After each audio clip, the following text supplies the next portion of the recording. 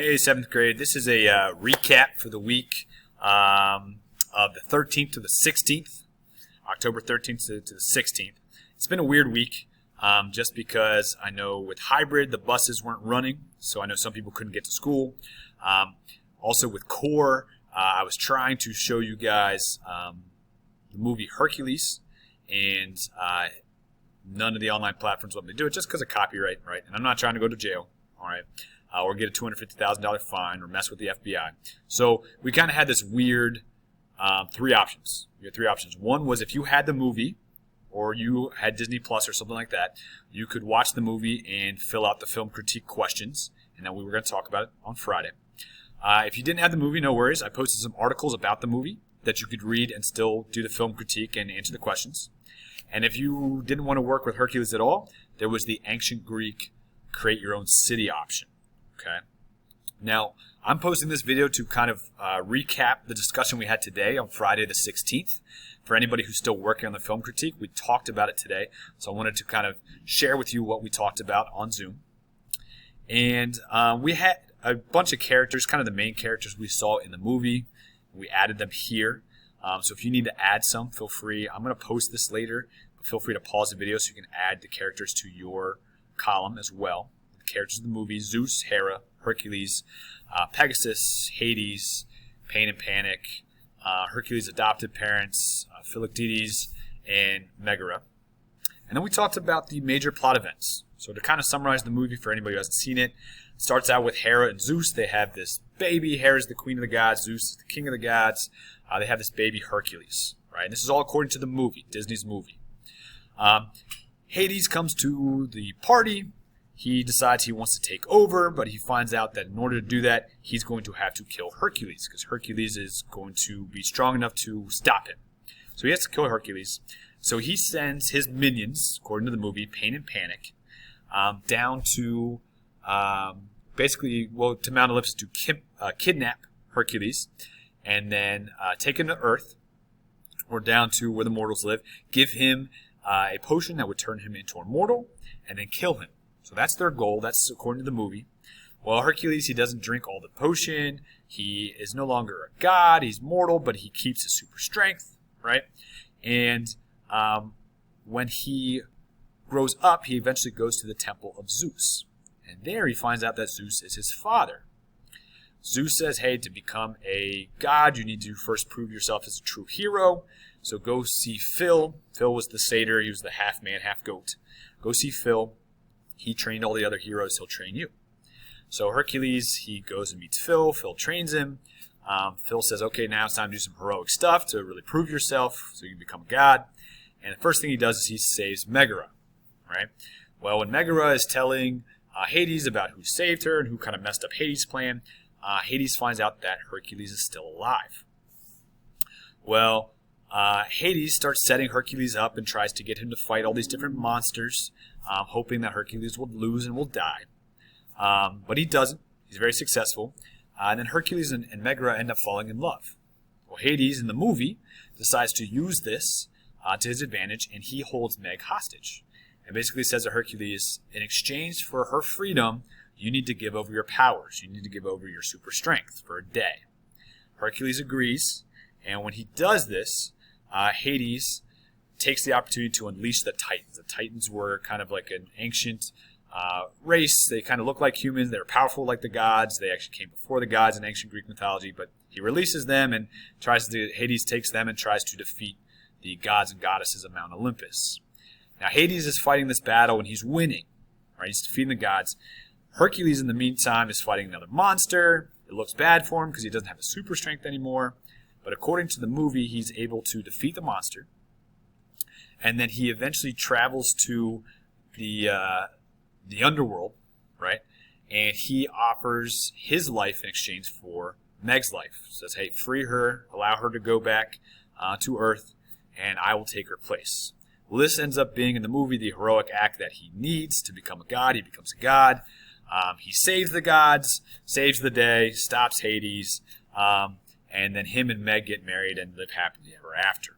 Right? So that's the Disney version of the story. Well, in class, we talked about some of these characters and whether they were in the ancient Greek myths, the ancient Greek stories, or whether Disney kind of made them up. And if they were in the ancient Greek myths, did Disney get it right? Well, the first thing we learned was that the movie is called Hercules. That's the main character. But in ancient Greek, his name was actually Heracles. And Disney used his Roman name.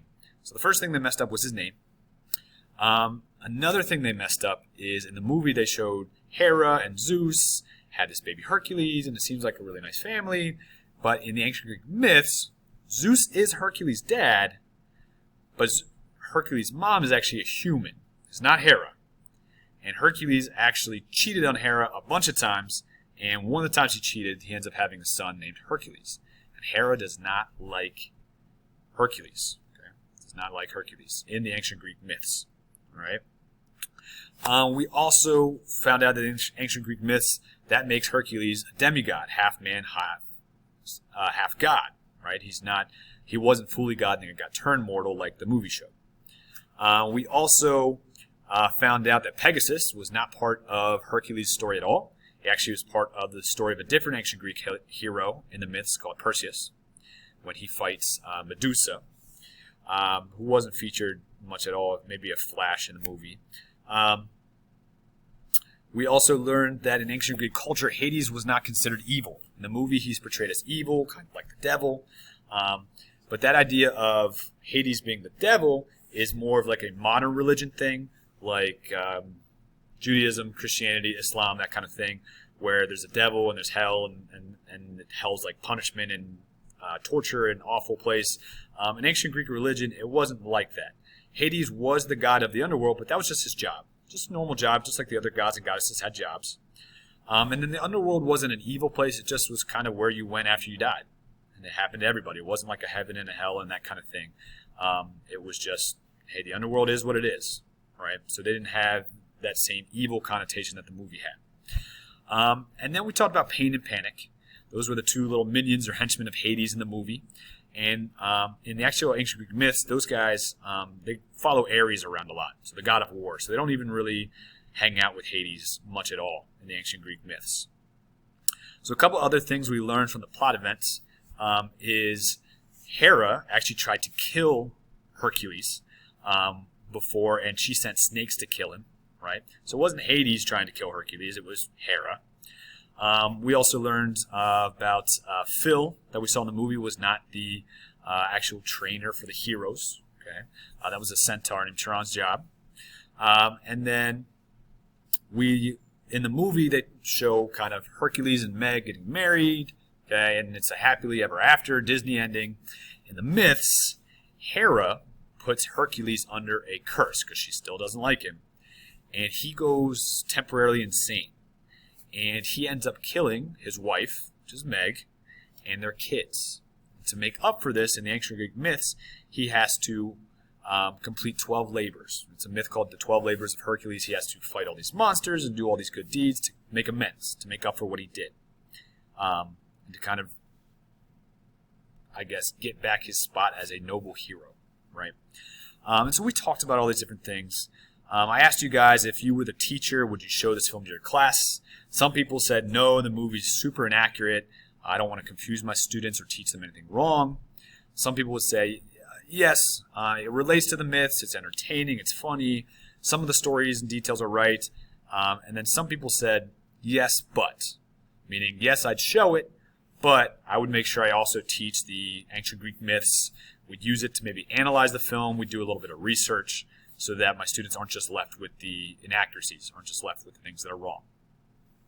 We also talked about what are the goals of the Disney company, why do they exist. We came to the conclusion that they're there to entertain, they're there to make money, they're not our history teachers, they're not supposed to be our textbooks or our articles online, our encyclopedias. They are there to entertain. That's their one job. They're not there to teach people. Okay. We did talk about, however, they do have a huge audience of kids, adults, everybody. And if people aren't careful, they may learn things that are inaccurate. That's not necessarily Disney's fault, because Disney's just trying to make money and trying to put out a fun story to watch. But something Disney may want to consider and something people should consider is, hey, what am I learning by this media that I'm consuming, right? am I believing everything I've seen? And that's kind of the next question. We said, hey, should Disney be responsible for what students learn? And a lot of people said no, it's their job to entertain, not to teach. Some people said yes, just because they have the huge audience. They should be careful, take a little bit more responsibility. And then we kind of talked about, well, okay, if we can't necessarily trust everything we see in movies, we can't trust everything we see online or YouTube, what should we do to make sure we get the right information? And we came up with a lot of different sources of information. We talked about the internet, books, our teachers, encyclopedias, articles, websites, YouTube channels, and we kind of came up with the consensus that we're first going to go to places that we trust for information, places that we know to be accurate, right? We're not just going to go anywhere. And then the second thing that we kind of talked about was, hey, if we go somewhere and it still seems fishy, we're still not sure, maybe check another place. Maybe check a third place or fourth place. And if you can find it in multiple sources, it's going to be more trustworthy than if you just find it on a random one. So we see something randomly in a Disney movie, maybe check a couple places, other places out too, before we accept it as true. And that can go for any kind of media or any kind of information we get from anywhere. All right, folks, I'm going to post this online. If you guys need help or have questions filling this out or doing your Ancient Greek City, just email me. I'd love to help. And I'll see you guys next week. Bye.